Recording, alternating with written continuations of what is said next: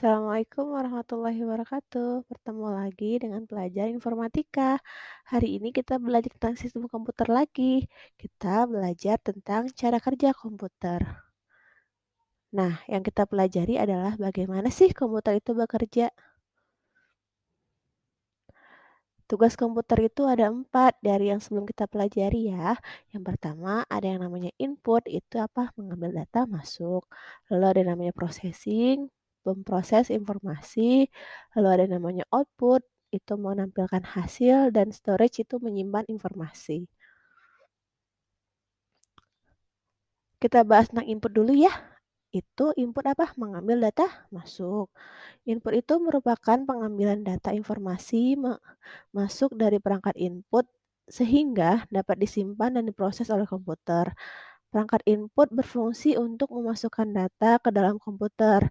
Dari yang sebelumnya kita pelajari, contoh perangkat input ada keyboard, ada mouse, ada scanner, ada webcam, ada kamera digital, dan lain-lain. Nah, ini nih fungsinya apa aja? Keyboard itu untuk memasukkan data berupa teks dan perintah. Lalu ada yang namanya mouse. Mouse itu memasukkan data berupa perintah. Lalu ada yang namanya scanner. Scanner itu untuk memasukkan data berupa gambar. Lalu ada yang namanya webcam dan kamera digital, memasukkan data berupa gambar atau video. Dan terakhir, contohnya yaitu mikrofon, memasukkan data berupa suara. Ada beberapa contoh perangkat input yang lainnya. Nah, ada lagi yang namanya storage. Itu adalah menyimpan informasi. Storage merupakan proses menyimpan informasi dalam komputer. Informasi dapat disimpan dalam penyimpanan primer dan sekunder. Bedanya apa? Penyimpanan data primer menyimpan data sementara. Informasi yang disimpan biasanya lebih sedikit, berada di dalam perangkat komputer. Contohnya apa? Seperti yang kita pelajari sebelumnya, ada yang namanya RAM dan ada yang namanya ROM. Nah, kalau penyimpanan data sekunder itu menyimpan data secara permanen. Informasi yang disimpan bisa lebih banyak daripada apa tadi? Penyimpanan data primer. Dapat berada di dalam dan di luar perangkat komputer. Contohnya ada hard disk, ada flash drive, ada memory card, dan lain-lain.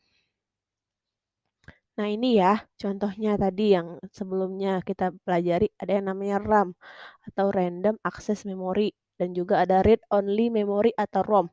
Itu menyimpan data sementara dan tersimpan di dalam komputer.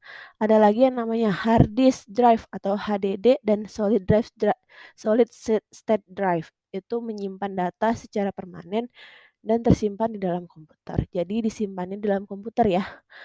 Ada juga harddisk itu ada juga yang eksternal, jadi bisa di luar komputer. Nah, lalu ada yang namanya flash drive, memory card, compact disk itu menyimpan data secara permanen dan tersimpannya di luar komputer. Ada lagi namanya processing, itu memproses informasi. Processing adalah proses memproses informasi sesuai dengan perintah yang diberikan. Memproses data dalam komputer, mengubah jenis data, dan menjalankan perintah sesuai data yang masuk. Apa aja contohnya? Ada yang namanya CPU, melakukan operasi aritmatika dan logika pada data yang masuk atau tersimpan. Ada juga yang namanya kartu grafis atau video card, mengolah data dan menampilkannya dalam bentuk gambar. Tadi ada yang video berbentuk gambar, ada juga yang namanya kartu suara atau sound card, itu mengolah data dan menampilkannya dalam bentuk suara. Dan terakhir ada yang namanya output, menampilkan hasil. Output itu menampilkan hasil pemrosesan data berupa tulisan, gambar, video, suara, data output, ataupun hasil yang dicetak di atas kertas. Ditampilkan melalui perangkat output. Contohnya yang kemarin sebelum kita pelajari ada yang namanya monitor, proyektor, speaker, printer, dan lain-lain. Nah, kalau monitor dan proyektor itu menampilkan hasil berupa tulisan, gambar, dan data. Kalau speaker headset menampilkan hasil berupa apa kemarin? Benar, suara. Printer menampilkan hasil berupa gambar atau tulisan yang dicetak.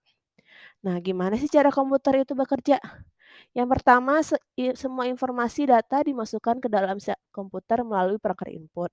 Lalu dalam data input itu akan disimpan dan kemudian diproses. Nah, prosesor atau CPU komputer mengambil informasi dari perangkat memori. Prosesor akan memanipulasi atau mengubah informasi menjadi serangkaian perintah atau algoritma dan kemudian mengirimkan informasi yang diproses kembali dan disimpan dalam memori lagi. Perintah itu berlanjut terus sampai informasi yang diproses siap jadi keluaran. Lalu komputer akan menampilkan hasil pengolahan data di perangkat output. Nah ini ya cara kerjanya. Input device diproses melalui CPU, ada yang namanya control unit, arithmetic logic unit, lalu disimpan di memori, diambil lagi di memori juga, bisa disimpan juga di external storage ya, lalu dikeluarkanlah di perangkat output atau output device. Oke, segitu aja. Terima kasih. Sampai bertemu di pertemuan selanjutnya. Assalamualaikum.